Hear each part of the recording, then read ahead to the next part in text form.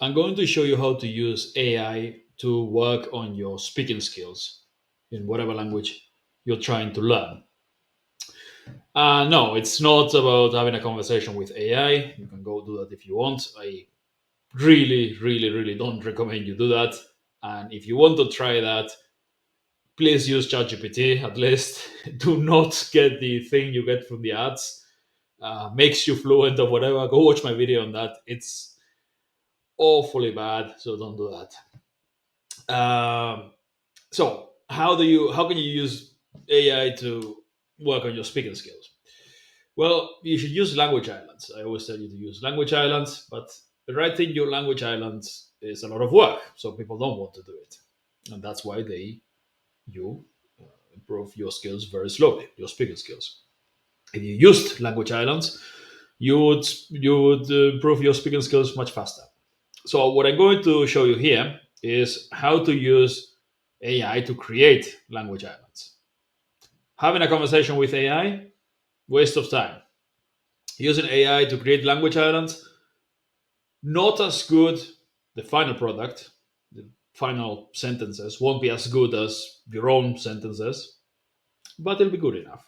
So this is the prompt I'm going to use. Obviously not the complete prompt. We need to change this part, right? But I am going to a bunch of details about yourself.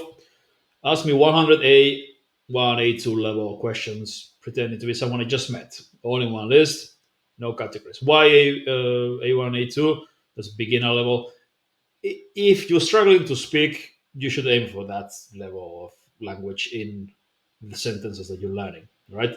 It's better to know 1,000 basic sentences that are useful and be able to use them fluently and use basic language but use it fluently in every situation than try to learn advanced grammar and all that stuff but then not being able to speak. You want to learn to be fluent. Yeah, it's better to know just basic vocab but use it fluently and eventually you learn advanced stuff than to keep learning more and more advanced stuff and not being able to use it. Plus, A2 is all you need for conversation.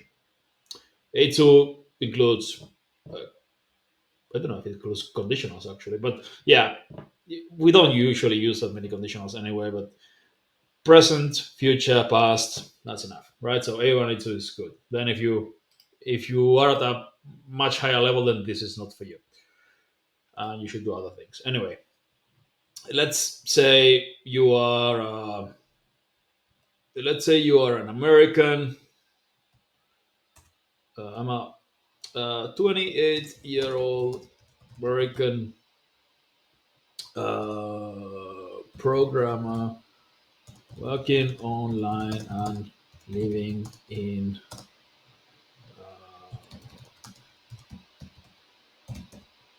Is it Colombia or it's Colombia in Spanish?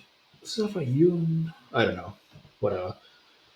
Uh, uh, no, actually, we're not going to mention learning Spanish because then it will ask the questions in Spanish, and we don't do that. We don't want that yet. So I'm a 28-year-old, and this is the average guy who messages me, and help. I can't speak any Spanish after 6 months living in here, and I don't know anyone. And, okay, so this is for you, all right?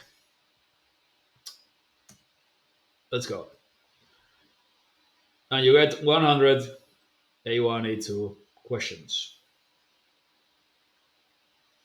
So next step will be to copy this into any kind of document, Word document, Google Docs, whatever. Not a spreadsheet yet, all right? Just somewhere where you can type a lot. And now you'll use your own words. Again, AI won't give you the final product because AI, maybe ChatGPT knows you really well, but your own words are going to be much better for speaking. Like if you learn your own words translated into the language, it's going to be. It still goes through the translator, so it's not as natural as when you speak in your own language. But you're making it way worse if you just create some random sentences with the AI, then translate and then learn them. That, yeah, that's not what you want for language islands. So, what's your name? Where are you from? Blah blah blah blah. You don't have to respond to all of them, by the way. But you, okay? What's your name? My name is this and that. And the more you write, the better. Where are you from? I'm from blah blah blah. Kentucky. How old are you? I'm 28 years old. Actually, it does. Yeah, okay. Uh, I live in this place, this neighborhood. I like living in Colombia because blah blah blah blah blah. I moved to Colombia, blah blah blah. Do you speak Spanish? I'm learning. Please speak slowly. But so you simulate being in a conversation. Okay? Language islands should be sentences that you want to say or that you will need to say, right? But it's often difficult. The hardest part is coming up with things to say. So this will give you a lot of material to work with. So you just respond. You just write as much as you can, responding to each one of the questions, or at least the ones that are useful.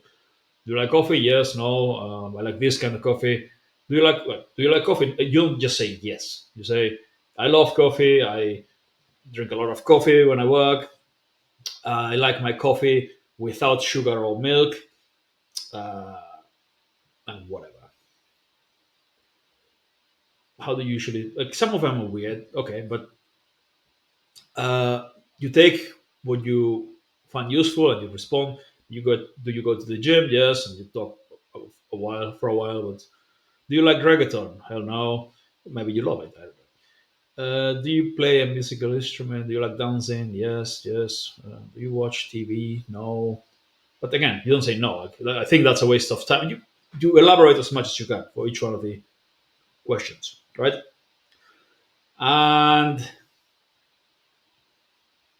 yeah, you see you already with this is the first one. I've got like 30 of these. Like this is the most basic one. Like I'm this in this situation. I'm this guy in this situation. Ask me questions pretending to be someone I just met. But then you could.